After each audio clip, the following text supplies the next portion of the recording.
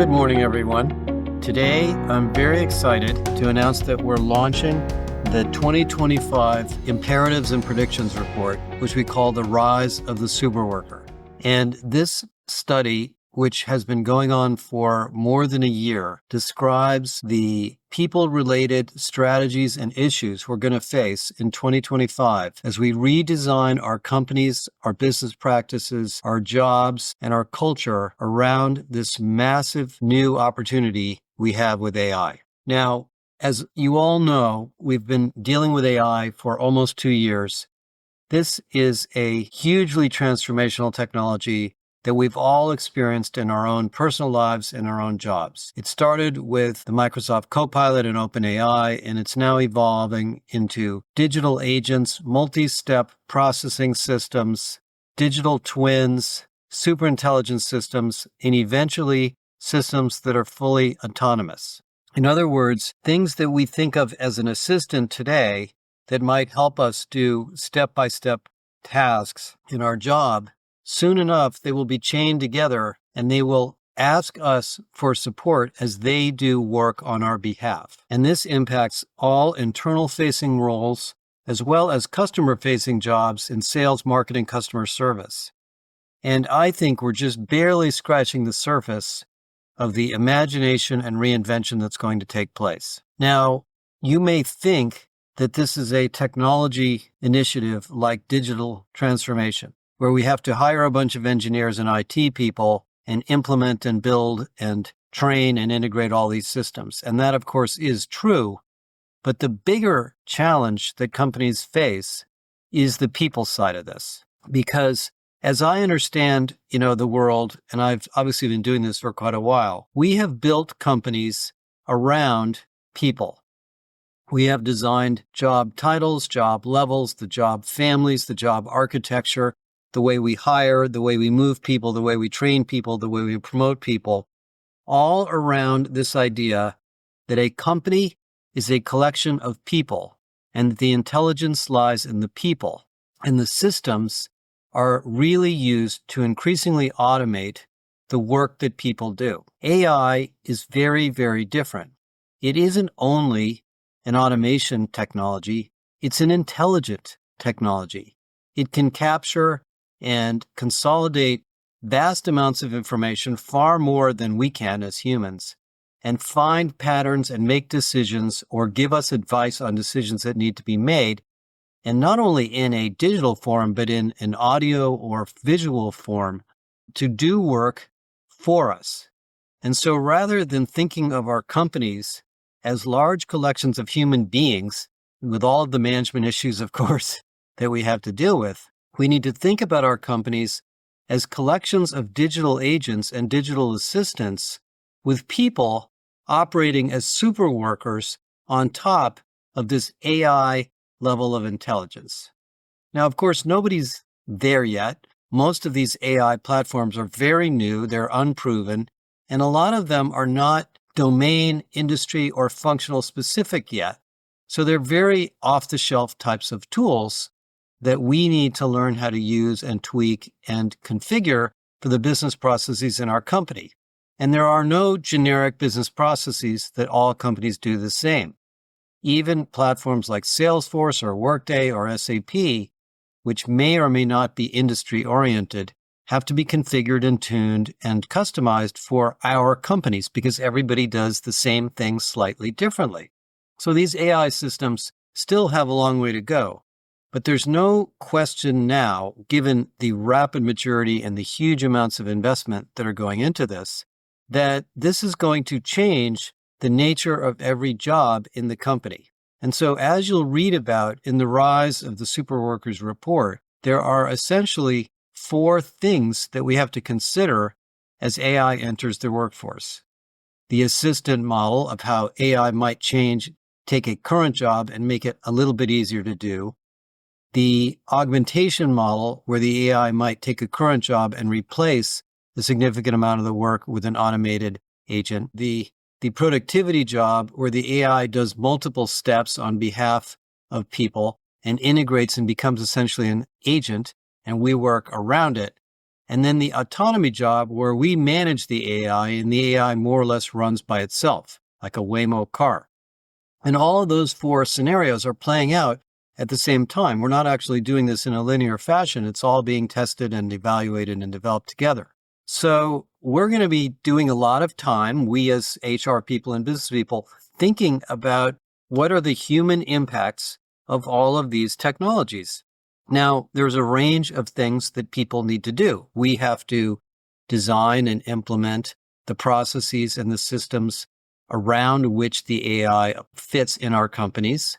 The AI doesn't know how we handle customers or what our products are or what our business looks like or what countries we do business with or what rules we follow and all that stuff. So we have a huge amount of work to customize and embed and train these systems on our company's practices.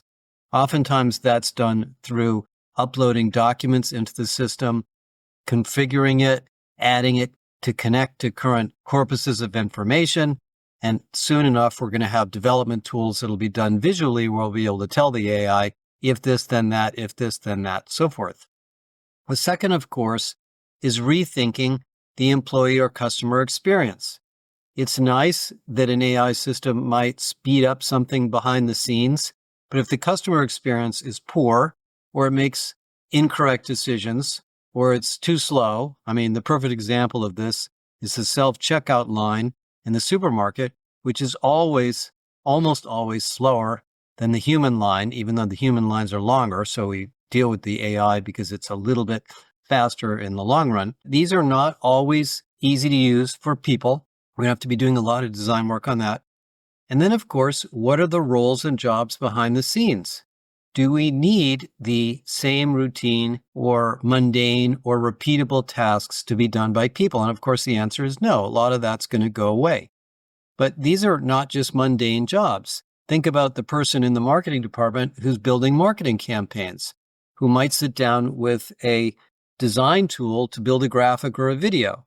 It may be that we capture information from customers or the market or competitors. We feed that information into the AI. We teach the AI about our brand and our fonts and our messaging, and the AI generates the videos on our behalf to deal with the market changes. That's going to happen in every domain of HR: recruiting, leadership development, coaching, training, all of these things that we consider to be human-centric processes will be significantly aided and automated by AI. And so the idea of the superworker is that all over the company, we're going to be thinking about not only the process and work redesign, which we need to be deeply involved in as HR professionals, but also the new jobs, the new skills, the new pay levels, the new cultural attributes or standards that we have to create to enable the company to embrace and adapt and use and leverage AI. Now, we're still early in this process, obviously. There are no AI companies out there. Every company is mostly filled with people. But there's lots and lots of experience we have with AI systems over the years, including in things like credit card processing. So there's a lot of embedded experience already that's taken place. What we know so far in this journey to the superworker is, number one, we are not going to eliminate massive numbers of jobs. Even though there have been lots and lots of automation tools and AI systems implemented in the last 5 to 10 years, the workforce is already out of people. We have an unemployment rate in the United States that remains around 4%, which is very low. Most developed countries have the same issue. We have shortages in frontline workers, retail workers, manufacturing, distribution, transportation, hospitality, a lot of customer-facing hand-to-hand jobs, and even in white-collar work, where there's growing uncertainty about the job stability of many people. There are shortages in IT, shortages in data management, shortages in financial jobs, lots and lots of others. So these systems don't necessarily operate as human replacements. Rather, they operate as human empowerments. And that's the idea of the superworker. Don't think about AI as a way to lay off half your company and operate as a skeleton crew. You could do that, and that may play out over time, but the ultimate scale here is the other way, is to use the people you have to double or triple the productivity and sales and revenue potential of your company by empowering them to do more and more and more. It may turn out, and I think this is starting to show itself, that the number and level of hiring that takes place as these systems are used will eventually go down or slow.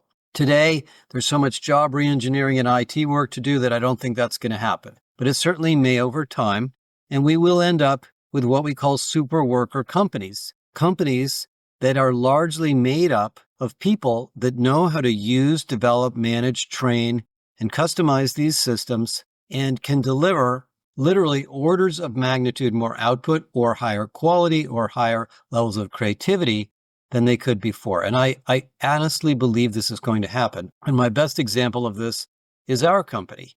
We are a relatively small company of roughly 45 to 50 people, but our revenue scale and operational expertise is expanding at orders of magnitude because of our use of Galileo and the AI tools that we have built for ourselves. And we're not that big and we're not that sophisticated at technology. So I can see this happening in sales, in marketing, in operations, in finance, in HR, all over your company. By the way, it's not clear to me that there will be a corporate-wide AI strategy, just like there never really was a corporate-wide digital strategy. There may be corporate standards for tools and technologies and data standards, but each functional area or each customer-facing group will probably find different applications of AI that fit best, and probably different vendors too, in their domains. And so we're basically going into what I consider to be $1 trillion re-engineering effort all over the world in every major industry. Now, as with every transformation that's ever taken place in my life, and I'm sure you've been through just as many of them as I have, some companies move fast, some companies follow, and some companies lag for a variety of reasons. Sometimes their company is stable and the business is doing great and they don't see a need to disrupt themselves. I think that's less and less true, but in some cases it's certainly true. Some companies just are risk averse because of the nature of the business they're in and they don't feel that they can, for regulatory reasons or other, make too many changes too fast. And others just may not have the change enablement, change readiness, skills to transform fast enough, and they find themselves left behind. Let me tell you though, in this particular case, with AI, as we did find in digital transformation over the last 25 years, there will be winners and losers. I mean, if most of you remember the beginnings of Amazon.com or the beginnings of Google or the beginnings of whatever your favorite e-commerce, Uber, whoever it may be, and how sketchy and odd and maybe weird those companies seem to be in their early days, well, their ability to innovate and iterate and learn faster than their competitors allowed them to radically compete and outcompete their peers in the industry that they do business. And I think the same thing's going to happen again. The companies that learn how to use and harness and configure and customize these AI systems are going to rocket ahead by orders of magnitude their peers. Now, it's not going to happen in the next year, but it will happen soon because the maturity is really of the technology is still coming. But there's no question in my mind that this is perhaps, at least in my career, the most disruptive transformational technology and platform that I have ever seen. So I suggest you probably don't have a lot of choice. The second reason you don't have a lot of choice is that every person in your company is already using AI. They're using ChatGPT, they're using Perplexity, they're using Google, they're using Galileo, they're using whatever the one is that they like. They're finding that it's quite amazing at some things and it doesn't work at other things. And they're coming into work and they're finding the old clunky stuff that we have in the office, Workday, Oracle, SAP, whatever it may be, and they're saying, wow, how come this thing isn't as intelligent as this other thing that I'm using in my consumer life? So the demand, the expectations, the vision, the imagination for this is there. We now have to harness these tools and use our skills at re-engineering, change, skilling, and job design to enable these applications to roll out and drive productivity and scale. Now, perhaps the most interesting research we did last year that led to many of the findings we have in this report was the research we called the dynamic organization. And if you've read that research, and I really encourage you to get it, what it really discovered was that the reason companies are struggling to move people from place to place or transform or evolve isn't because they don't understand the market around them, isn't because they don't understand the technology, isn't because they don't have the technology, which by the way is the same thing true in AI, is because their people practices, their culture, their bureaucracy, their reward systems, their management teams are holding them back from making the changes that they need to make. And what dynamic companies know how to do in the level 4 of the dynamic organization model is they know how to embrace change and address change on a continuous basis. A lot of us were trained that changes take place episodically. We buy a new system, we spend 2 years implementing it, we hire a consulting firm or whoever, and we turn it on and we are transformed. That is no longer true. We're in a world of continuous transformation, which means continuous reskilling, continuous changes in jobs and roles, continuous rethinking pay levels, and continuously redefining the role of management, supervision, and leadership. And that sort of dynamic model for operating is 6 times more effective at predicting financial performance than the companies we call level 1, the static companies.